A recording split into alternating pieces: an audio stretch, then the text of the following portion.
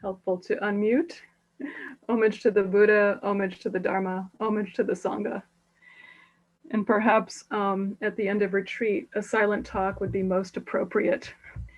But I'm going to talk anyway, as I'm wont to do. Such an honor to give this last talk of our Sesshin. I feel the energy pulsing from our sitting, and I hope those guests who are joining us tonight can feel that too in your own heart. Such an interesting thing to do, this retreat, Spring Sesshin, at home, in our own places. So many interesting challenges, so many unforeseen surprises, and incredibly rich rewards, as you all shared today in your Daisan. But of course, we could say that about any retreat. So it was perfect. The last night of Sesshin, the moon is full. And that is always true at the close of a retreat. All is whole and complete. And so you might consider when you go back to your homes that you're already in, or talk with people who were not on retreat, if they ask how it was, whole and complete. Whole and complete. And in that way, it gives our practice life. We return to this container again and again. So this past week, we've been working on this koan that tells us something about the central or core insight, the core realization that Zen is continually pointing towards, and its implications about how we practice. Of course, this core insight does not belong to Zen or any particular religion or non-religion. We humans are endowed with it.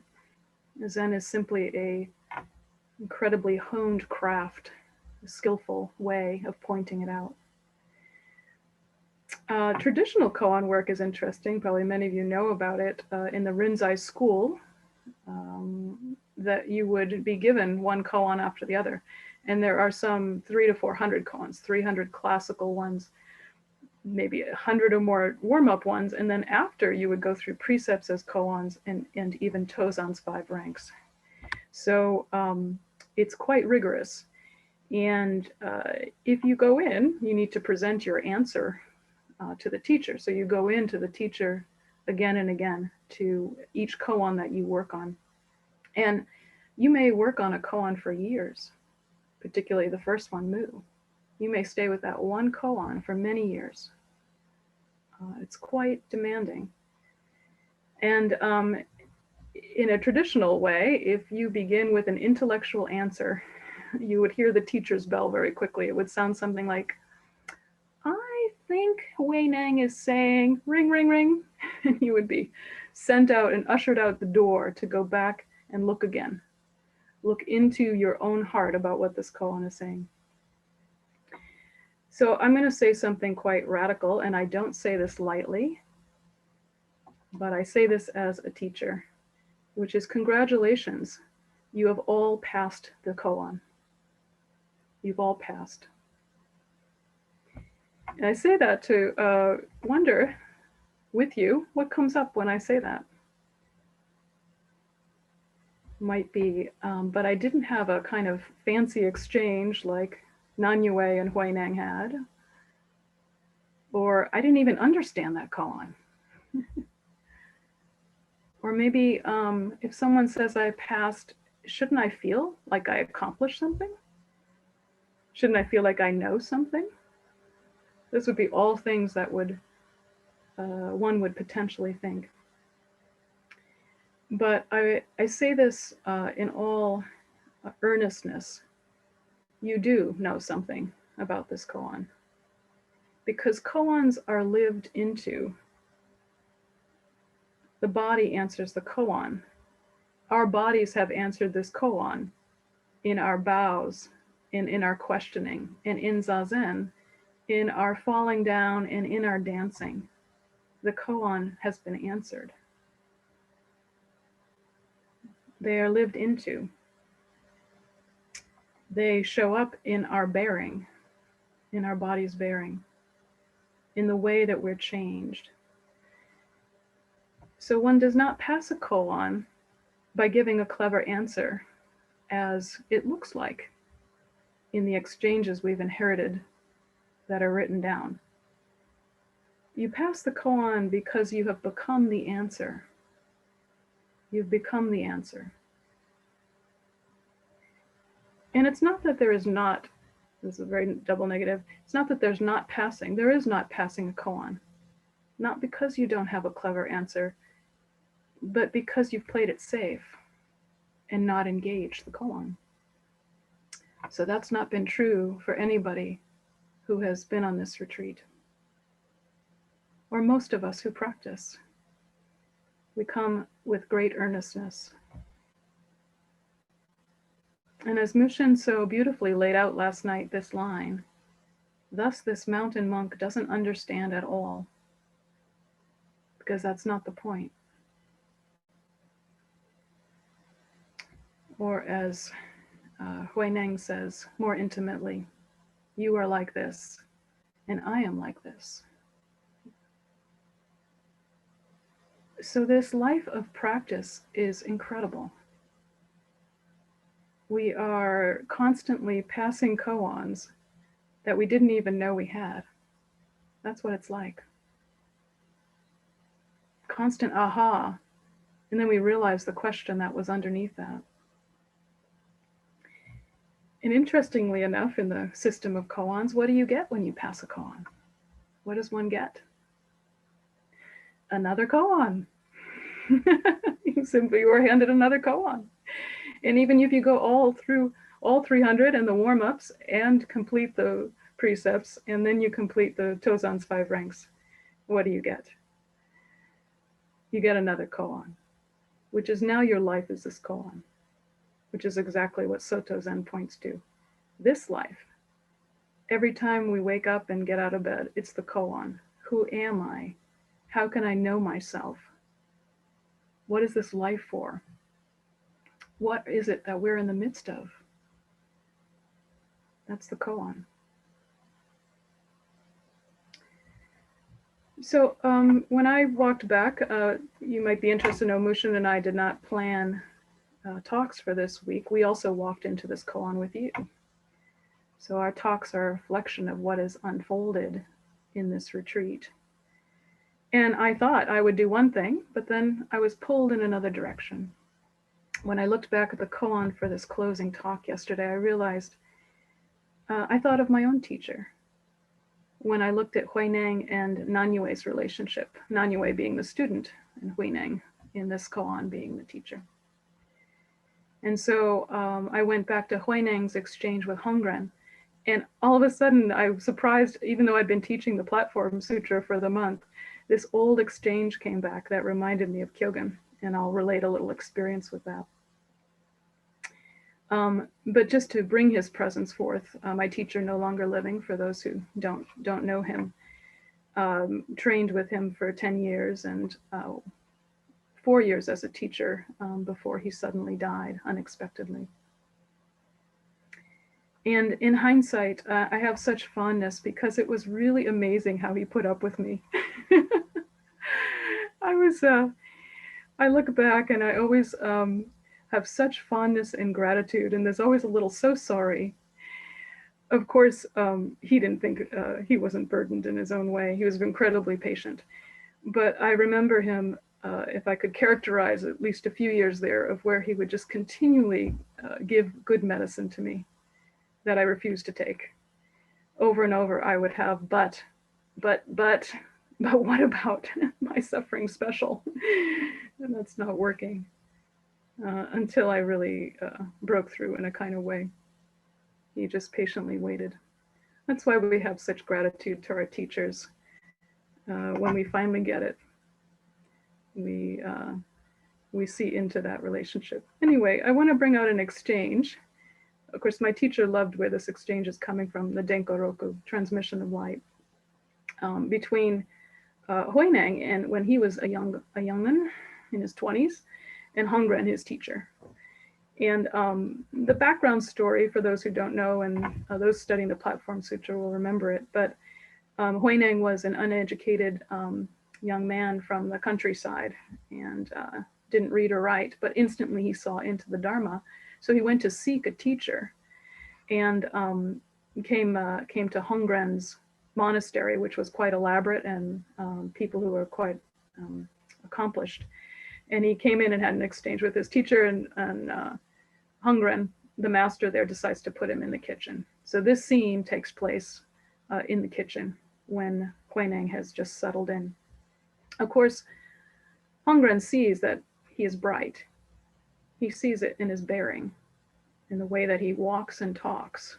He sees that he's seen into something. And later, of course, he's transmitted by Hongren and becomes a student. So this is from the Denkoroku, which is a collection of stories of Chinese and Indian ancestors from Shakyamuni on through Dogen that were collected by Master Keizan. And I remembered it because we studied it one retreat when I was a student, and I was taken by it. Here's the passage. And this is a translation by Lex Hickson. Master Hongren enters at midnight the dusty shed where the rice is hulled and polished, and asks his hidden successor, "Is the rice white yet?" The unleaded laborer, Huineng, responds, "Yes, perfectly white, but the husks have not been sifted from the grain." The awakened one, teacher Hongren, immediately strikes the stone mortar 3 times with his staff. The new living Buddha, Huineng, responds appropriately by shaking and sifting the basket 3 times.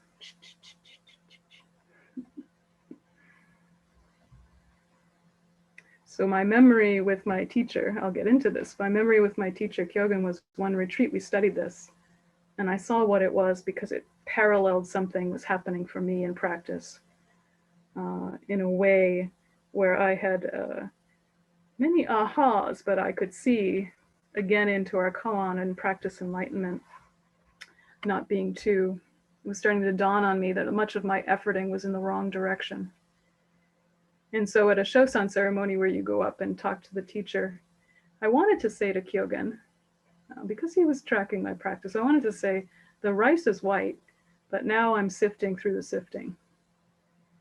But what actually happened was when I went up to speak to him, I got tongue-tied and I said, "The rice is right," instead of the, and he instantly, humorous as he was, he said, "The price is right." We laughed. And I never got to have my clever exchange about sifting the sifting. So I so fondly remember, because he would turn on a dime. The rice is right. The price is right. That's the way it is in practice over time, right? We get to know each other well. So back to the rice, we forget that this delicious grain, I love rice,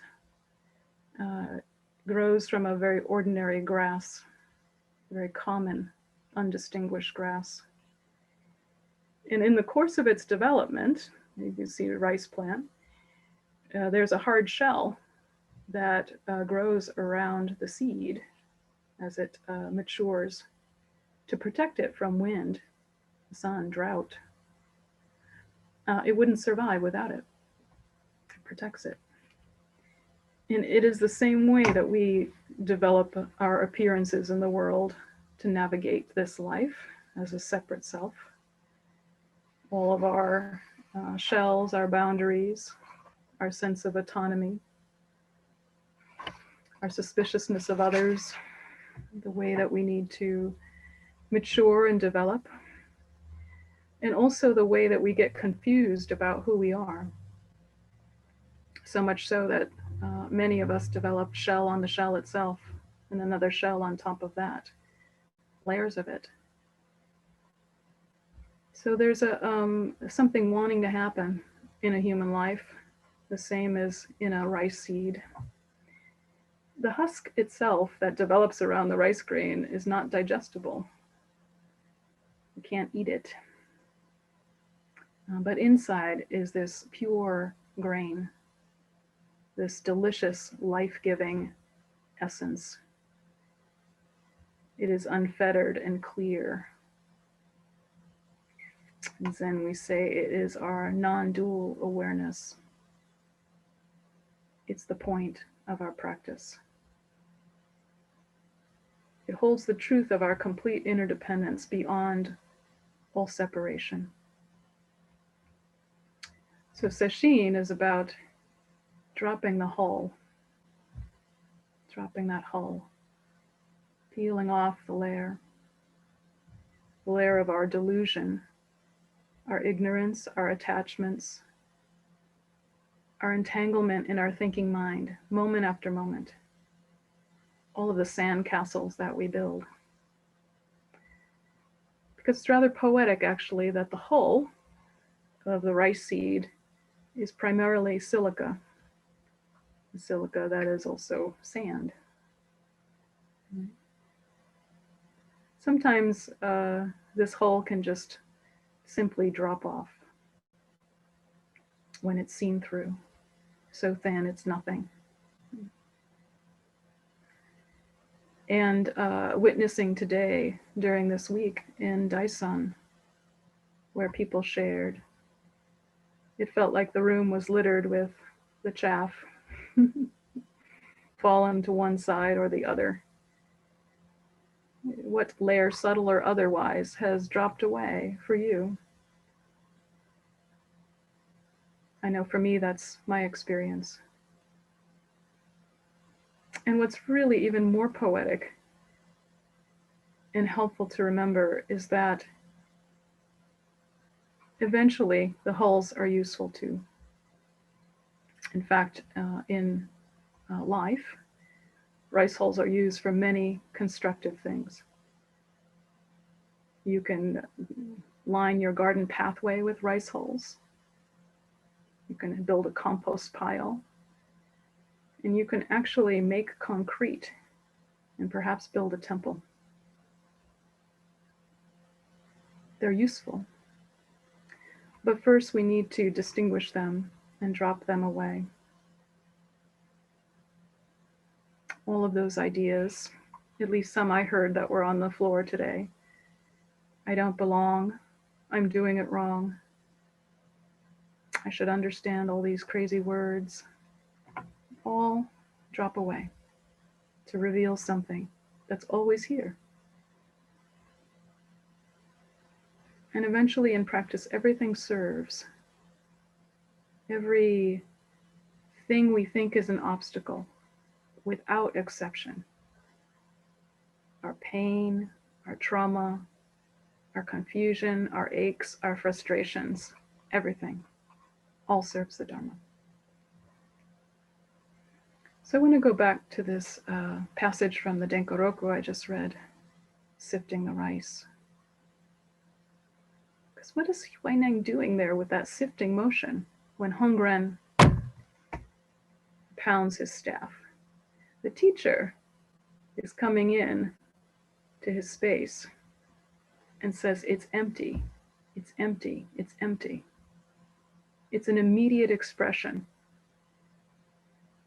In Jiju Yuzanmai, one of my favorite pieces on Zazen, it says in there, it's like a hammer striking emptiness. Teachers demonstrated activity beyond ego, no attachment, leaping out. Shakyamuni's lion's roar, all of these speak to it. But Nanyue sees. He sees and he responds with the sifting. What is he saying? We go back to this sorry, not Nanyue, Huineng. Hongren's the teacher, Huineng is the sifter. What we've been studying with Nanyue, it's the same koan. He's saying the enlightenment and the practice are not two. Not two. The teacher says empty, and the student bows. Sometimes it's reverse. The student says empty, and the teacher says, lovely, now back to work, back to practice. constant ebbing and flowing. And in that way, practice is enlightenment. Enlightenment is practice. There's not one without the other. Sifting the rice. Sifting the rice is the vast majority of our work in Zen. And I think of Sesshin as a pretty powerful mill, probably one of the most powerful. And particularly this week, one of the, in this piece by the Denko Roku, what they would have used then to hull the rice would be the ancient mortar and pestle.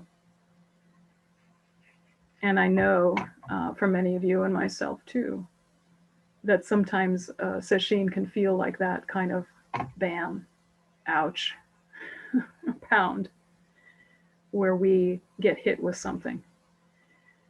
Nights where we haven't slept, our body aches, we have self-doubt, what am I doing here? I'm not really Zen material. Until there's a moment and we say, oh wait, I'm a little lighter. What just happened there? What just happened there? Or sometimes at Sesshin, more like a 21st century huller, it can feel very mechanical, very matter of fact. Okay, another Zazen period.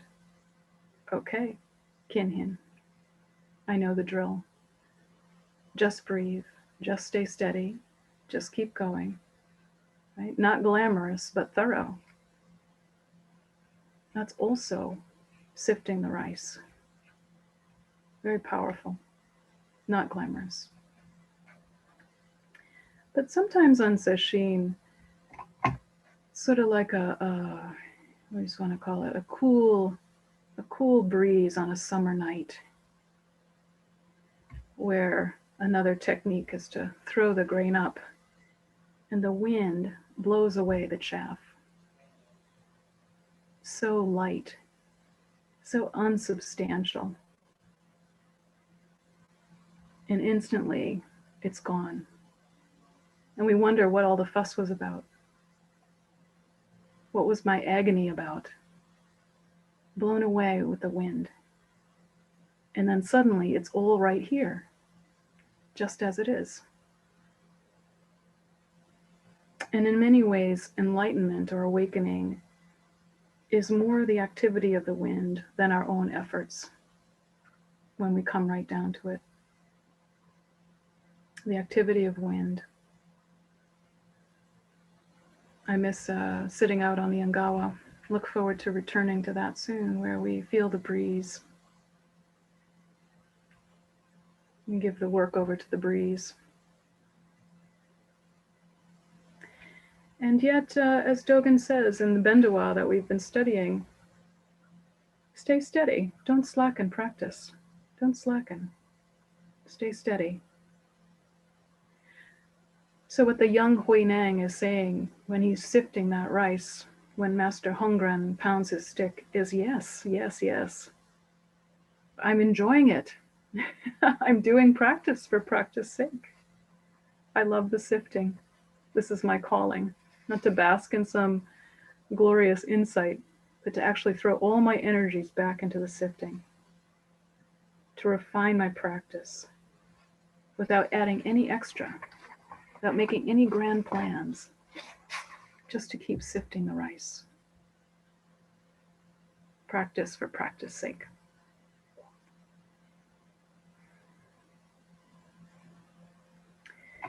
So tonight we are going to, after the talk, take a break and go into our Fusatsu ceremony. I want to say something about that because it ties in here. And it's interesting that in the Platform Sutra, put together by Huineng, the older Huineng, throughout recordings of his teachings throughout life, he begins his teachings with the precepts, with atonement and the renewal of vows. how we realign with this kernel of rice that we are. Maybe I'll share a little personal piece. Probably share more tomorrow. But it feels very poignant to do Fusatsu tonight. Unlike many retreats where samadhi feels more readily at hand, this retreat for me personally was difficult. Because, and I've shared this with some of you in my Sangha, there is a situation unfolding on the borders of our farm that has brought up such deep emotion. And I found myself at retreat, this retreat is not coming with deep samadhi. This retreat is coming with pain, with hurt, with fear, even rage, in the protection of, or the protective feelings that come up about the land that I've farmed for 30 years and the neighbors in the neighborhood. So it feels important, no matter how long we've practiced, to recognize when those, what is the hull, what is the kernel. But I've done this long enough to know what the medicine is. And the medicine there is complete embrace to what is. And in some ways at the end of retreat, feel somewhat on the other side of what gripped me so tightly in the early days of retreat. Able to return to the situation with a right response.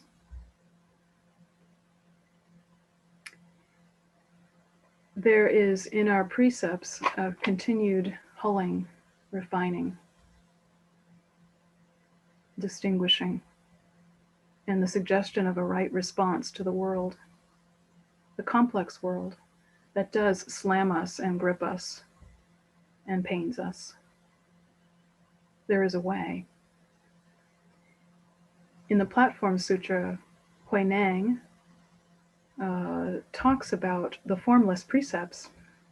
I was very interested in that. The formless precepts, what are those? And as he lays this out in his, actually it's through talks he gives to people that are recorded. He says there's the form of the precept ceremonies, which is the words. The forms are the words and the vows. But the formless precepts are instantly received when we see the pure essence of mind, this non-dual awareness that is always present, always at the core of our being, even if we lose sight of it, like myself, are caught in the misidentification with the hull. Instantly. And when we can see into these formless precepts, we realign and we spontaneously, with this spotless pure mind, can respond from that place, respond to the world. I think of, for those who've been on Sujiki with us, one of our practices is to, on a slip of paper, write some karma that you want to release, you probably feel in the grip of or unresolved about, and they get burnt in the evening. And on the back of that paper, many have come to quite a realization. On the back is written the word immaculate. Immaculate. There's no words that can reach it, just pointing. But it emerges as we winnow, as we allow the chaff to blow away, as so many of us feel after deep practice for a week, and to see what's truly here. When we do so, we become a great meal for the world.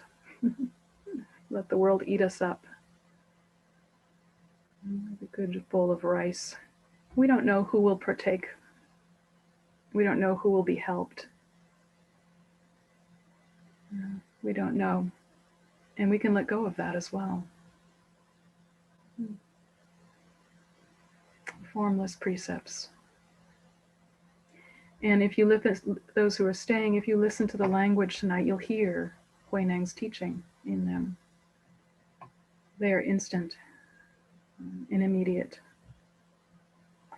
So I want to close with coming back to the end, the chapter in the Deko Roku about Huineng again, about the rice hulls, rice hulling. And there are a few words from Kazan and then Hickson. Kazan was the, again, teacher who put together the stories of the ancestors. And he, sometimes my lineage talks about Kazan. If Dogen was the father, Kazan would be the mother. He's very compassionate, very warm and overflowing. So you can hear it a little in his words reaching over across time. And then Lex Hickson was a student of Bernie Glassman's, and he wrote a commentary after Kazan. And I want to read them because I think they're appropriate for the closing of retreat. So after the story of Huineng is told, Kazan says, Kazan Roshi cries out to all humanity. Through infinite good fortune, we meet together today. You have not yet completed your awakening. Your life is slipping away. Why wait until tomorrow? How long can you hang on to book knowledge and imagine that any limited study or limited experience can express what is limitless? Hanging on to my Zen words is a terrible waste of time. Exactly. And Lex Hickson adds, remove the husks of ignorance and knowledge. Sip the rice of the Mahayana. Cook it effortlessly in the vast boiling pot of the modern world. Without wasting a single grain, serve life-giving non-duality to all conscious beings. Serve life-giving non-duality without wasting a single grain. And then there's a little poem. Powerful prayer beads in one hand, strong hand of my consort in the other. Method and wisdom melt together. Tears pouring down with generous morning rain. This may be the day I've been waiting for. Don't plan anything, comments the master. My beads in one hand, my devotion in one hand, my consort in the other. Who is your consort?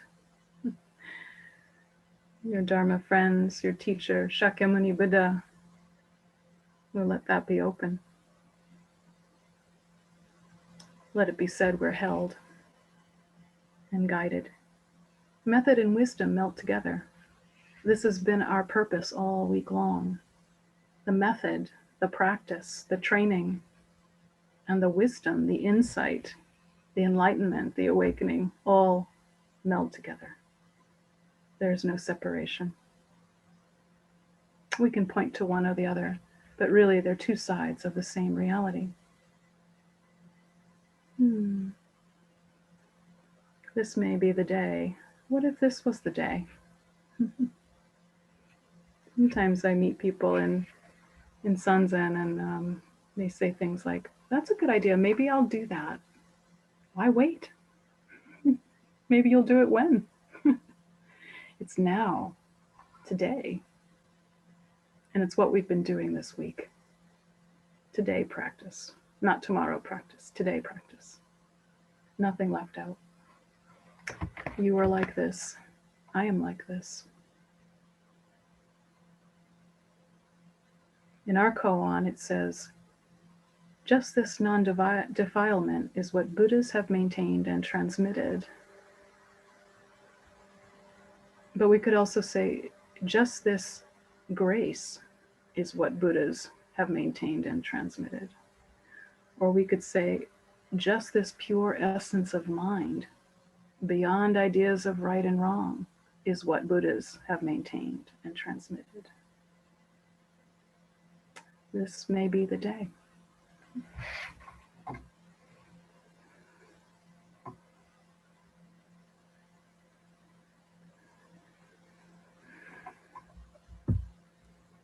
you so much, Seido, for that